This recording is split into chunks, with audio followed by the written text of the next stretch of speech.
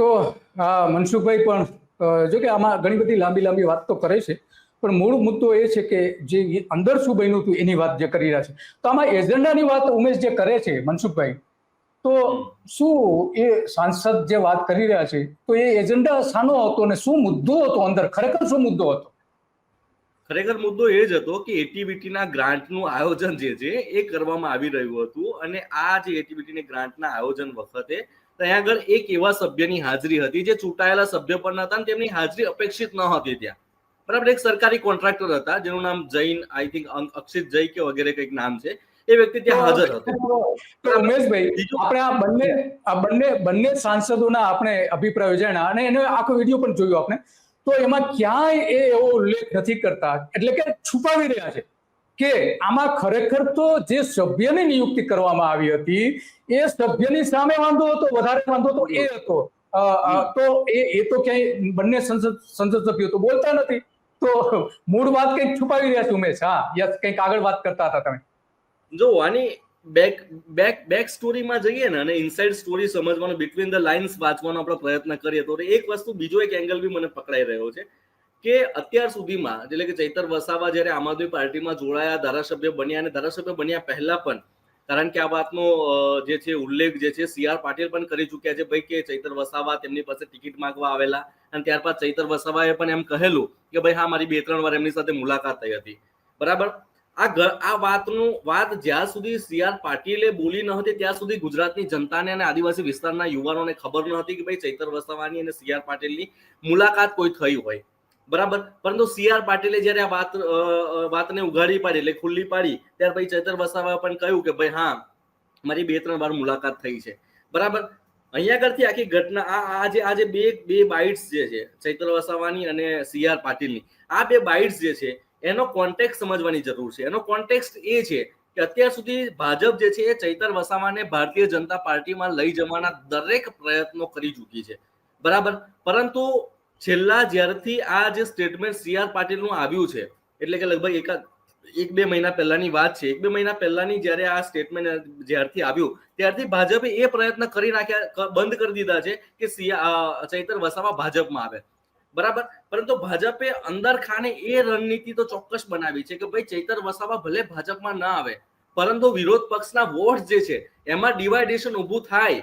બરાબર, કારણ કે ચૈતર વસાવા સીધી રીતે ભાજપમાં આવી શકે એમ નથી, કારણ કે જો એ ભાજપમાં જોડે તો તેમના રાજકીય કારકિર્દી પર પણ મોટા સવાલો ઉભા થઈ શકે છે, અને ચૈતર વસાવા એટલા સમજદાર તો છે કે કદાચ ભાજપમાં સીધી રીતે નહીં જોડાઈ જાય. બરાબર, એટલે હવે ભાજપે એને ચૈતર વસાવાને ભાજપમાં લાવવાના પ્રયત્નો બંધ કરી દીધા છે. પરંતુ ચૈતર વસાવાનું જે છે તાકાત એ વિસ્તારોમાં વધે અને વિપક્ષના વોટમાં ડિવાઇડેશન ઊભું થાય, આ પ્રકારની સ્થિતિ ઊભું કરવા માટે જ ચૈતર વસાવાની સામે આ પ્રકારનું આખી જે ગેમ છે, એક નાની અમથી ઘટનાને મોટી બનાવવાનો પ્રયત્ન કરવામાં આવ્યો, અને આખા સમગ્ર વિસ્તારમાં એનો જે છે આખા વિસ્તારોમાં જે છે પ્રભાવ પાડ્યો ચૈતર વસાવાની ધરપકડે અથવા તો એમની પર થયેલા કેસે, એ પ્રકારનું મને દેખાઈ રહ્યું છે. એટલે મને એવું લાગે છે કે આ ઘટના તો એક સામાન્ય હતી, પરંતુ એ ઘટના બન્યા પછી એ ઘટનાની અંદર ઘણા બધા રાજકીય આયામો ઉમેરાયા, અને એમાંનો એક આયામ એ પણ છે કે ભાઈ આ ઘટના પછી આમ આદમી પાર્ટીને આદિવાસી વિસ્તારોમાં પોતાનું વોટ બેંક તો વધશે જ, પરંતુ જે રડીખડી સ્પેસ કોંગ્રેસ પાસે બચી હતી, જે તાલુકા અને જિલ્લા પંચાયતોમાં આવનારી ચૂંટણીઓમાં કદાચ એમને જે વોટ મળતા, એની પર પણ બહુ મોટી અસર થશે. ભલે અનેક કોંગ્રેસના નેતાઓ સાથે મારી વાતચીત દરમિયાન તેમને એમ કહ્યું કે ભાઈ આનાથી કોઈ મોટી અસર થાય નહીં,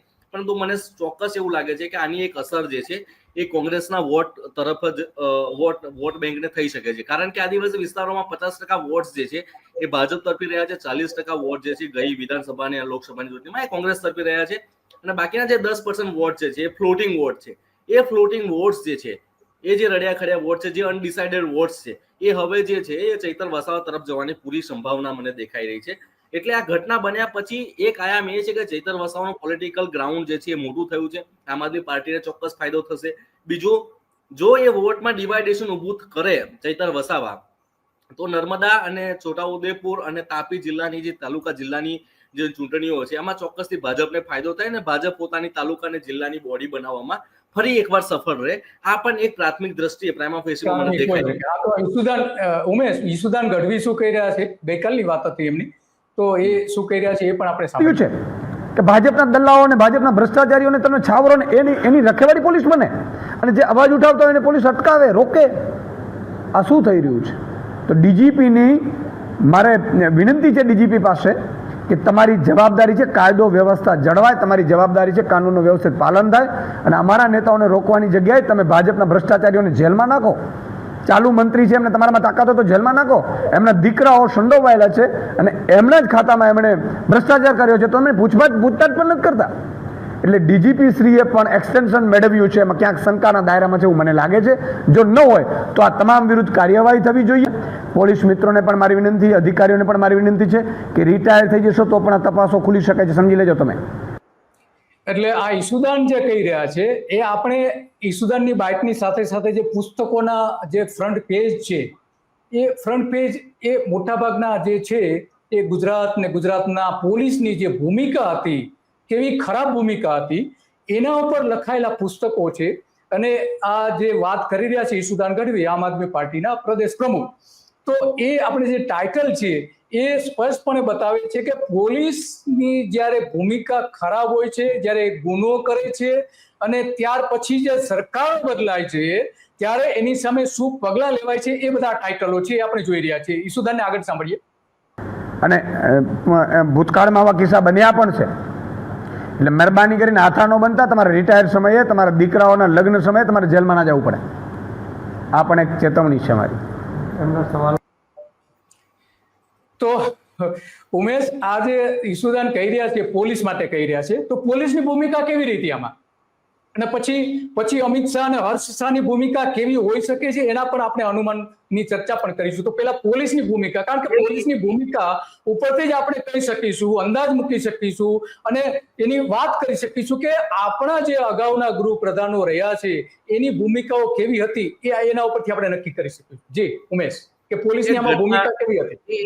એક ઘટના કહી દઉં દિલીપભાઈ તમને. કેવડિયા બચાવ આંદોલન સમિતિ દ્વારા કેવડિયામાં જ્યારે જમીનોને સંપાદનને લઈને જે પોલીસ તંત્ર અને સિસ્ટમ સામે જ્યારે ઘર્ષણ થતું હતું, તે વખતે એક ઘટના મને યાદ છે કે પ્રફુલ્લ વસાવા, આઈ થિંક તેનું જે છે તે વખતની ઘટના છે આ, જ્યારે કેવડિયાનું આંદોલન ચાલતું હતું.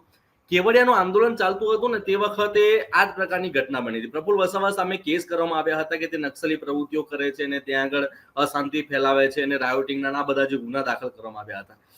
તમને જાણીને એ નવાઈ લાગશે દિલીપભાઈ, તે વખતે આ જે પ્રફુલ્લ વસાવા સામે કેસ કરનાર જે વ્યક્તિ હતા ને તે તત્કાલીન ભાજપના નેતા નિરંજન વસાવા હતા, જે અત્યારે આમ આદમી પાર્ટીમાં આમ આદમી પાર્ટીના ચૈતરભાઈના રાઈટ હેન્ડ છે.